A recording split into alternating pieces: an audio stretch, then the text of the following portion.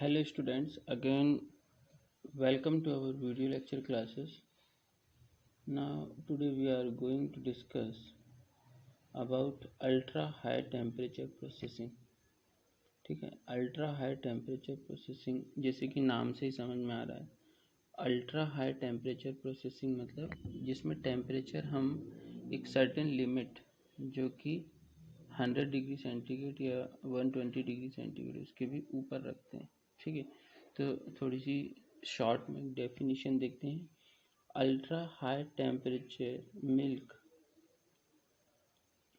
can be defined as a product obtained by heating milk in a continuous flow to a temperature in excess of 120 degrees centigrade for not less than 2 seconds and immediately packaging in sterile packages under aseptic condition। मतलब यदि milk को हम 125 degree centigrade के ऊपर और 2 second तक, 2 second से कम नहीं, 2 सेकंड तक अगर हम 125 डिग्री सेंटीग्रेड मेंटेन करते हैं तो इस मिल्क की इस प्रोसेसिंग को या इस हीट ट्रीटमेंट को हम क्या बोल देते हैं? Ultra high temperature processing. उसके बाद फिर हम उसको इमीडिएटली पैकेजिंग करते हैं या उसको क्या करते हैं? कूल करते हैं और फिर उसको पैकेजिंग करते हैं एसेप्टिक कंडीशन में। In India, ultra-high temperature milk is generally processed at 140 degree centigrade for 2 second. तो इंडिया में कितने डिग्री सेंटीग्रेड तक हम अल्ट्रा हाई टेम्परेचर प्रोसेसिंग करते हैं? 140 डिग्री सेंटीग्रेड। ठीक है, ये तो हो गया डेफिनेशन। अब हम देखते हैं theoretical basis. Heating of milk results in death of micro organism.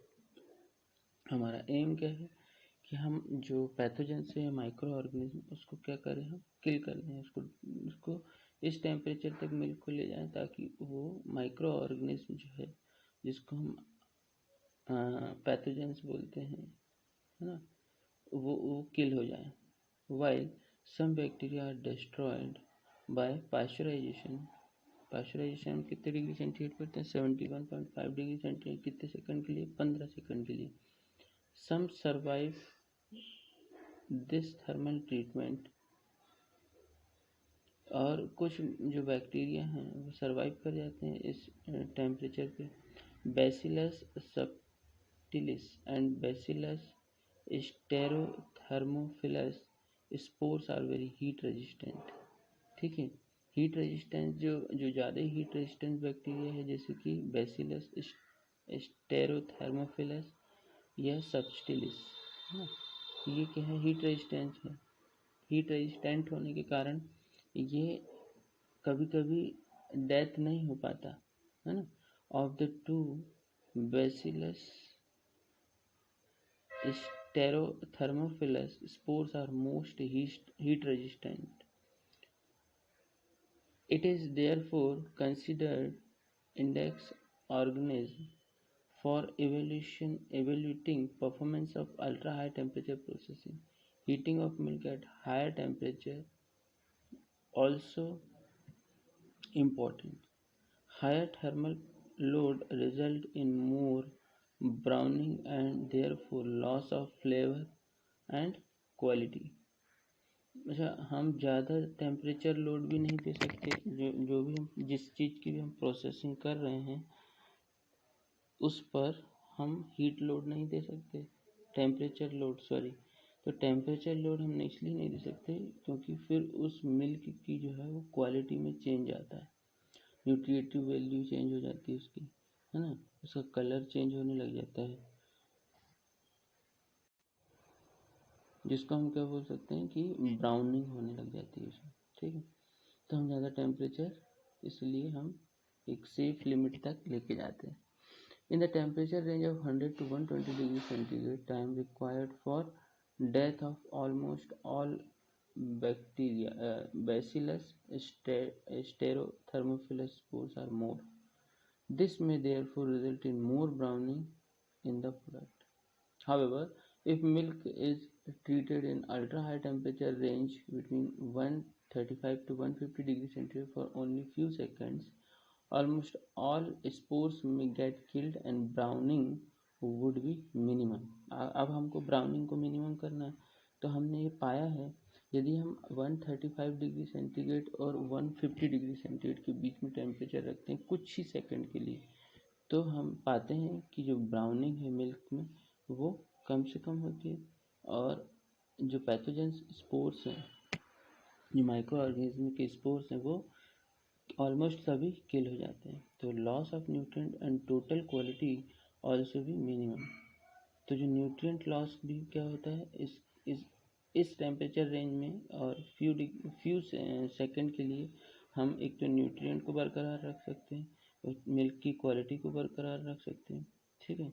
A product processed in this temperature range will be दस microbiologically safe and yet superior in terms of overall quality। जो ये पाया है कि इस टेम्परेचर रेंज में जो overall quality है मिल्क की वो बरकरार रहती है ना, और सुपीरियर रहती है in terms of overall quality.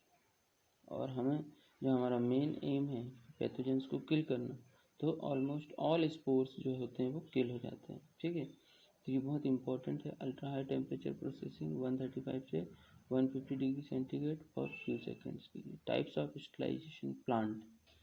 Sterilization plant के टाइप पढ़ते हैं। There are two types of ultra high temperature plants, direct type और indirect type. In direct type plants heating is done by mixing product and steam. अगर direct plant की बात करते हैं तो वहाँ पे जो हीटिंग सोर्स है वो स्टीम होती है। ठीक है।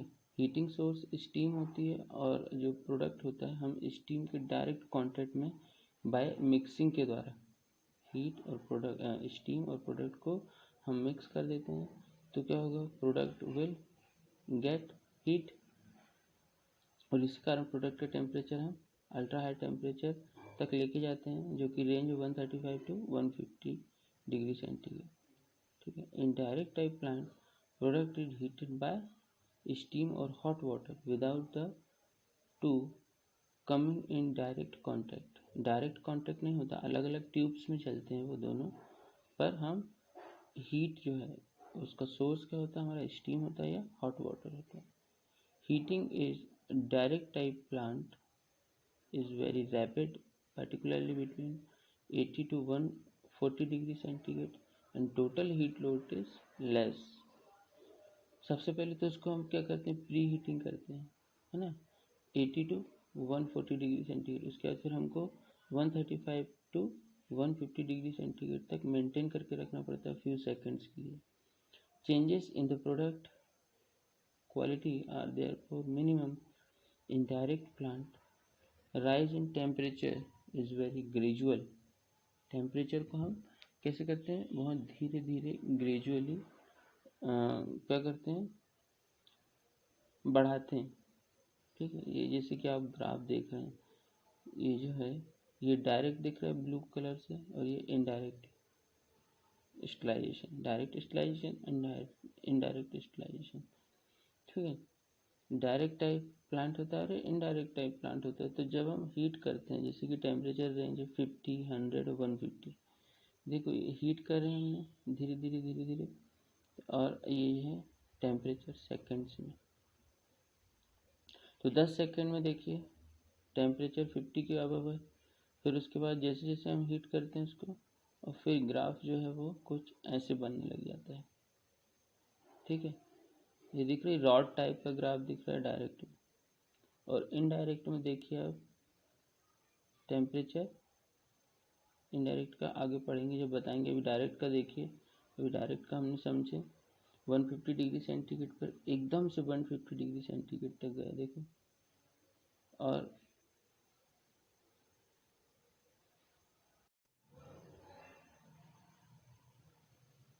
ये देखिए आप